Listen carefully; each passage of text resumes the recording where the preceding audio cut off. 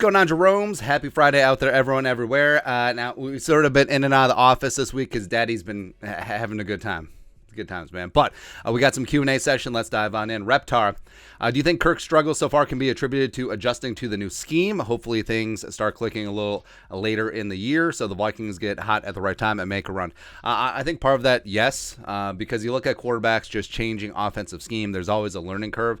And I don't think that, hey, playing a couple series in preseason would have solved that. It just sort of is what it is. And even though O'Connell and Cousins have worked together in the past, I mean, Kirk has said that this offense is night and day to what they ran in Washington. In Washington, it really was more of a, hey, this is what Jay Gruden's offense is. Kevin O'Connell was that branch, especially after Gruden got fired and started taking over play calling, etc. Minnesota Magma 14.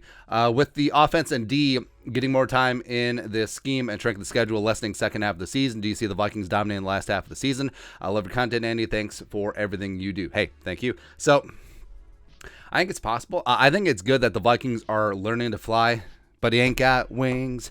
So they're learning to win on the job, and they're 3-1 at this point, hopefully moving to 4-1 after this season or after this week. So yeah, I mean, the defense will get things together. Special teams is already there, so that's a solid phase. Offense, we've seen glimpses of what it could be. Plus, with all the talent in offense and defense, I mean, this is going to come together as a very nice stew gumbo later on in the year. Ty Cox, when will the fan base finally grasp the real that the entire team is in the midst of a complete makeover regarding schematics, culture, and on-the-field results in combination with corresponding reactions of said results? As it turns out, coaching and culture does, in fact, make a tremendous difference. I don't know. I think generally people understand it, and the fact that the Vikings are 3-1, getting it done in the spot, because the Vikings easily could have been 1-3. And then all of a sudden it would have been pitchforks and boo, boo, change is bad, youth is bad, blah, blah, blah. Andrew Temple. What offensive plays would you like to see implemented more? Running back, tight end, wide receiver screens, jet sweep, shovel pass, 2 running back sets. This is so stupid, but I get so jealous when you see the Chiefs running that shovel pass, which is just indefensible, or teams can't stop it, even though they know it's coming. It just stupid things like that. Like really interesting wrinkles, or like when the Chiefs were playing the Bucks, and then the tight end motion, and then he came in under center, and then just ran it in. Just random things like that. I would love to see a few creative wrinkles. I mean, overall, I do like where O'Connell is headed with the offense. I do like the motion. I do like the sweeps. I do like the play action. I do like the running game to a large extent. But, I mean, just as a fan, we just want those creative wrinkles. Just like, give us 1, 2, 3 plays a game where it's just like, ooh, that was deep in the playbook, or ooh, the team got fired up practicing this week, or a double pass, or a shovel pass, or like I don't know, a tight end around, like just random things that would get everyone excited. Cypher. Is Blake Prohl still on the team, and do you think he has a chance of making the rooster or practice squad? He's still on the team. He's on the physically unable to perform list. They didn't activate him off of that, unlike Ryan Connolly this week. So his return from his ACL apparently taking a little bit longer. I wouldn't be shocked if he doesn't play at all this season. Maybe they keep him on the PUP list. But I do think with a clean slate and a clean bill of health next year in camp, I mean, maybe getting in that wide receiver 5-6 mix. Sure. Lucas Johns. Plus, you could tell, like, on the Vikings video stuff, and also on like Instagram and social media, Blake Prohl was like the team's little brother. Everyone loves Blake Prohl, man. Lucas Johns. Do you think Kwesi may move off some of the defensive guys at the end of the season if things don't improve? It's possible, because the defense statistically has been okay, especially in terms of points allowed, especially in the second half, but I mean, it can be so much better. And I think that potentially some freshening up along the defensive line, definitely bringing in a nose tackle, but you could have took Jordan Davis, blah, blah, blah, or getting Asamoah in there more. Maybe, even though Patrick Peterson has played well, maybe you don't bring him back next year. Let Evans or Booth run. Who knows? Also, I don't want to say Kendricks, and I don't want to say Harrison, but that could also be a conversation. Adam the Dragoon. What are your thoughts on keeping Madison instead of Cook after the season? Love me some Cook, but Madison is kicking ace, looking good this year. Well, Dalvin is going to be 28, and that's where it's really getting close to the edge with running backs. And, I mean, Dalvin's going to have a sizable cap number next season. The Vikings can get out from under it for the most part. Madison, I mean, with his second contract, it's not, as of right now, it's probably not going to be huge. Like, we're probably talking about, secondary or tertiary running back money, like, a Raheem Mostert or a Kenyon Drake type contract, when, Drake signed as a free agent. So maybe in conjunction with King Kenny and Ty Chandler, maybe, who knows. Derek Baker. Would you consider this game against the Bears make or break week for Ed Donatell and perhaps some starters on defense? Yes. I think that I think the defense has just been lacking that spark and spice. Like, I understand that it's a bend but don't break, but it could be so much more, especially if they just amp up the aggression. And I mean, the bye week is coming up in 2 weeks after the Dolphins game, week 6. And like we said a bunch on here, the assistant head coach has 10 years of defensive coordinator or head coach experience. So, I mean, Ed Donatell may be just like, I'm going to retire, spend some more time with my family. That old thing coming up, bye week. Kyle Enstrom, Skull from Erie, Pennsylvania. Skull. I know it's still early, but I feel the Vikings have a lot left to desire. And though I don't know they played well, it's nice to see a 3-1 record where I feel like last year they'd be 1-3. Thoughts? The great thing is we saw the potential week 1 against the greasy grimy Green Bay Packers, and we know for a fact. I mean, we've been championing on the bit over the last 3 years that this is a very talented team. The whole has just been less than the sum of its parts, and the fact that the Vikings are 3-1, that the fact the Vikings are winning close games. I think that is a step along the ladder of greatness, right? Where, hey, with this team last couple years probably would have lost the Lions game, probably would have lost the Saints game in embarrassing fashion, but the fact that they still won, that should be, I mean, they should get some credit there. But of course, there still is a lot of room for improvement. And you know who knows that? Every single player and coach on that team. So they'll get after it. Sacred Weirdos. Do you think Wes Phillips would be a head coach for another team next season? Maybe not next season, but I certainly could see him following the Kevin O'Connell type role, maybe in 2-3 seasons, especially if and when the Vikings offense starts being just a world beater. Like the coaching tree from Sean McVay, the whole Kevin O'Connell, the Matt LaFleur, the Brandon Staley, etc. I think that Wes Phillips is going to be a guy off of the Kevin O'Connell tree. Shadow Flame Gaming. Do you think Ryan Wright can be a Pro Bowl punter this year? Probably not, since there's only one punter per conference, and Wisniewski, or however you ever pronounce his name with the Niners, he's got that thing on lock. Sweet Rolls Jr. What rookie would you want to see having more playing time? I would like to see Asamoah more, man. I mean, Asamoah, whenever he's on the field, he's just a ball of energy, and give him a sub package, right? Like, I understand you don't want to take Kendricks off the field, but sub him in for Hicks, or play a 3-3-5 nickel. Have 3 linebackers on the field. I mean, Asamoah can run with tight ends. Why not? Russell Schroeder. Do we have a scouting report on how Wyatt the Real Deal Davis played versus the Vikes? I forgot he was on the Saints. Nah. Jack Boutron. Thoughts on Denver's offense and Russ, particularly the loss of the Colts on Thursday? Got to feel bad for the Denver defense. Wow. Yeah.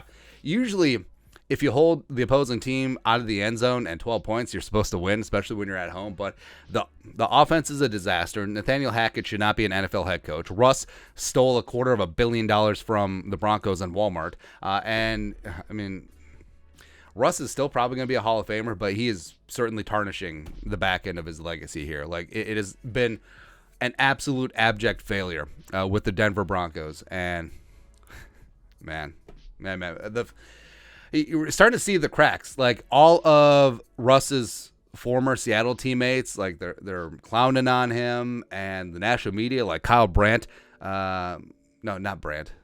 Yeah, it was Brandt. Absolutely took a flamethrower to Russ, basically just calling him a phony. And man. Alex Weitzel. Do you think the defense will ever get fixed under the DC we have now? I'll give it 2 more games, but I'm not willing to wait, because this has a chance, because this is supposed to be a down season, a rebuilding year, but this defense has a chance to be special. This team has a chance to be special, and you can't do that just dropping 7-8 in coverage. Sam W. Are you worried about this team at all? And if so, were you worried about moving forward? I'm not. I'm actually really hopeful of this team moving forward, especially given how the schedule is going to break down. Bears hopefully going to move to 4-1. The Dolphins with Teddy. I mean, also the Dolphins are nursing a couple injuries. Xavier Howard's been banged up, so I think that it could be a very winnable game on the road, which would be a really nice statement win for the Vikings. Then you get to the bye, 5-1, maybe 4-2. Worst case scenario, hopefully. And then you got the Cardinals at home, which is going to be tough, yes. And also they get Nuke Hopkins back. Commies is a winnable game. Bills is going to be tough as I choke and die. And then you're at home for 5 out of the 6 weeks against the Cowboys. Patriots Thursday Night Football. That looks less daunting now.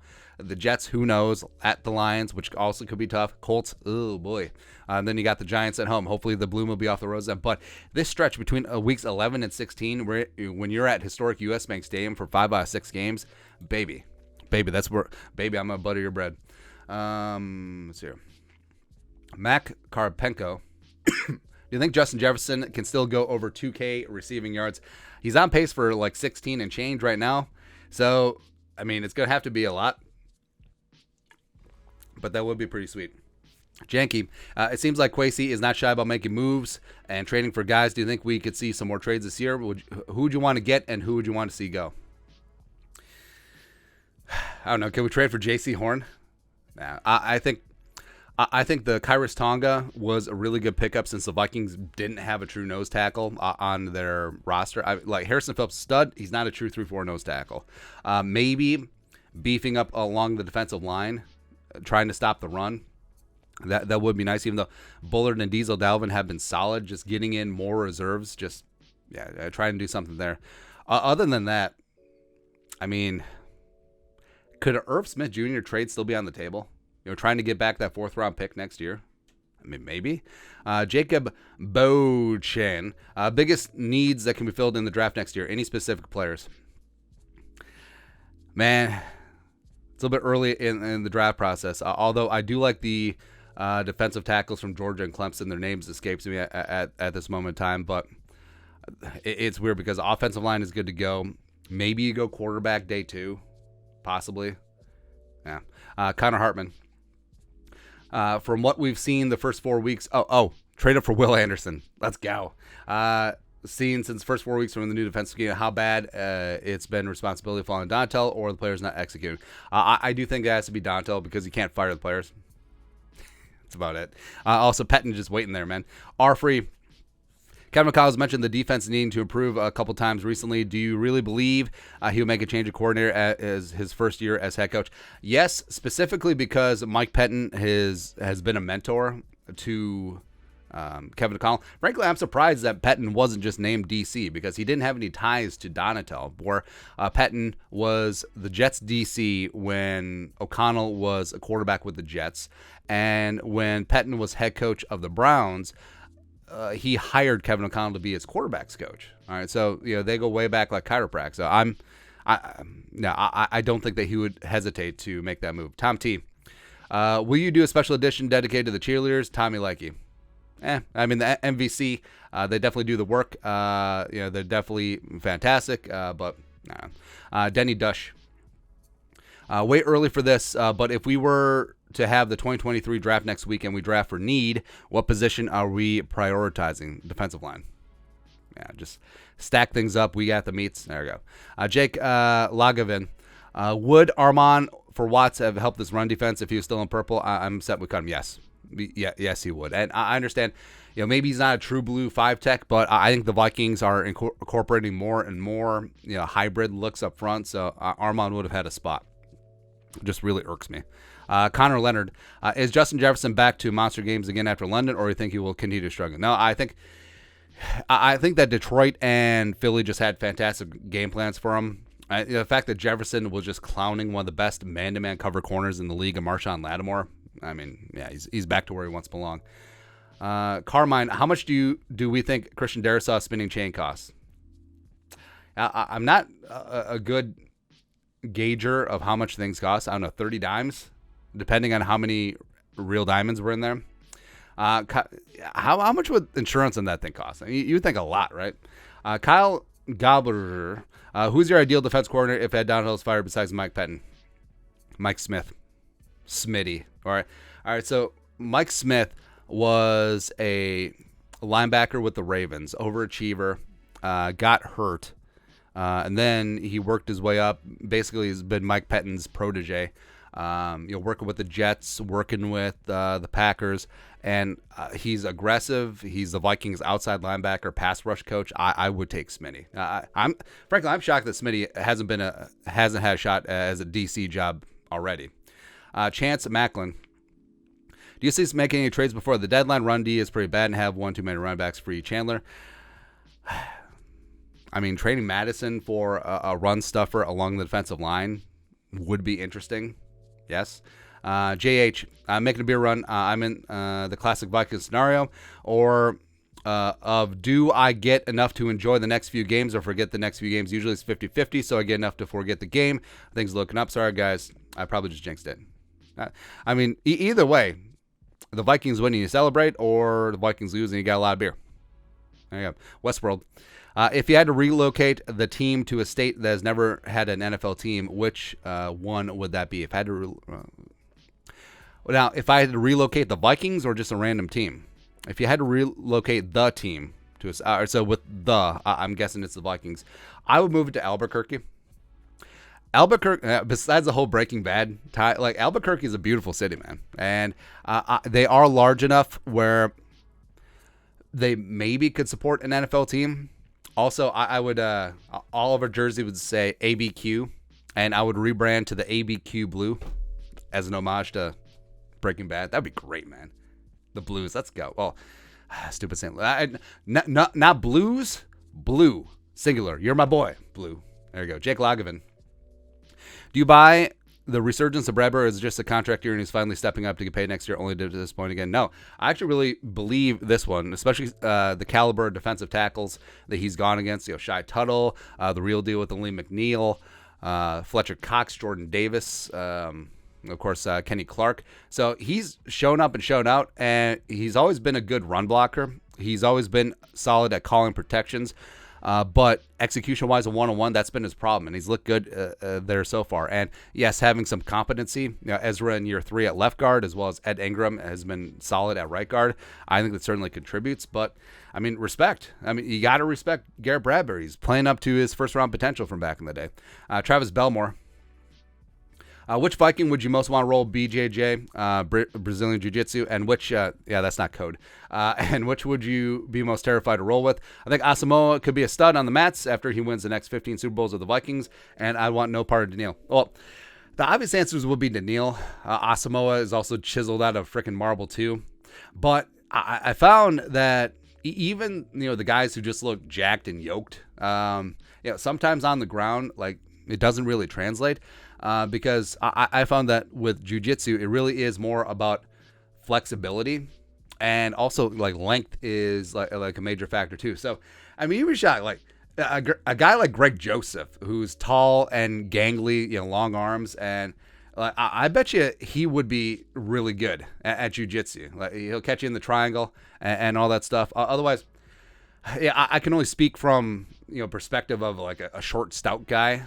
So obviously that's my range, but I've always had trouble, with guys that are shaped like Greg Joseph.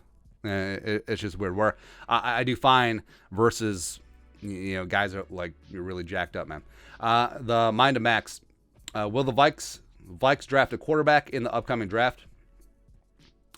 Yes.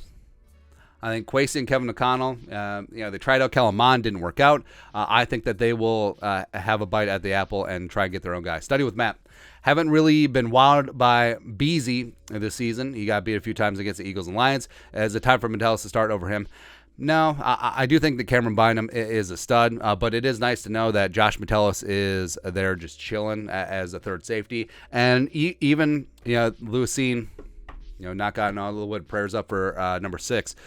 Even with seeing out, I do think that Donatel can incorporate some of those 3 safety looks that he's talked about. In fact, I think they did against the Saints. I want to say like 1 or 2 snaps, Metellus is on the field in a 3 safety look.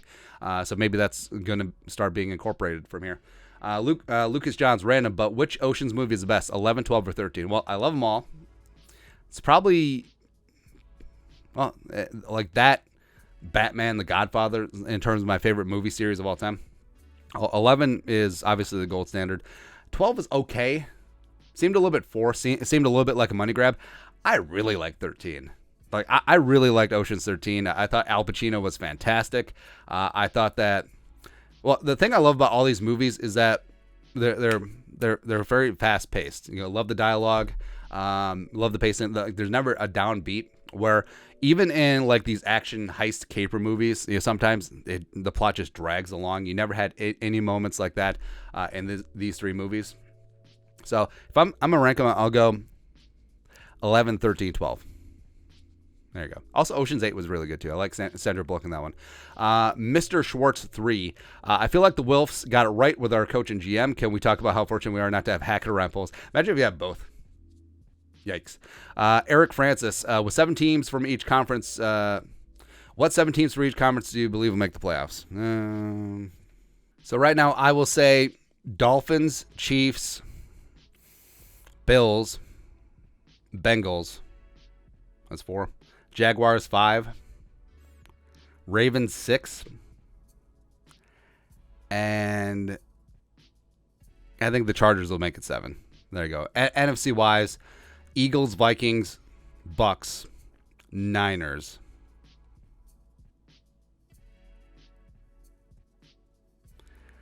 Cowboys, Rams.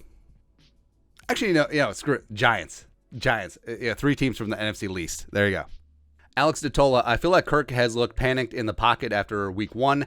Get right game for him and the offense versus the Bears this Sunday. Yes, especially if Jalen Johnson doesn't go, it would be cathartic. Angel Dutz Sr. Also, by the way, the Bears are also struggling from scheme change. Robert Quinn, I think he only has 1 sack this season. Yeah, Travis Gibson leads the way. Yeah, them moving from the 3-4 to a 4-3. It's been rough. Angel Dutz Sr. Will KJ end up with more receiving yards than Adam Thielen this year? Yes, but I think Thielen will have more touchdowns. Daniel J. Hampshire. How long until we see an American pro football in Europe, and what cities will claim a team?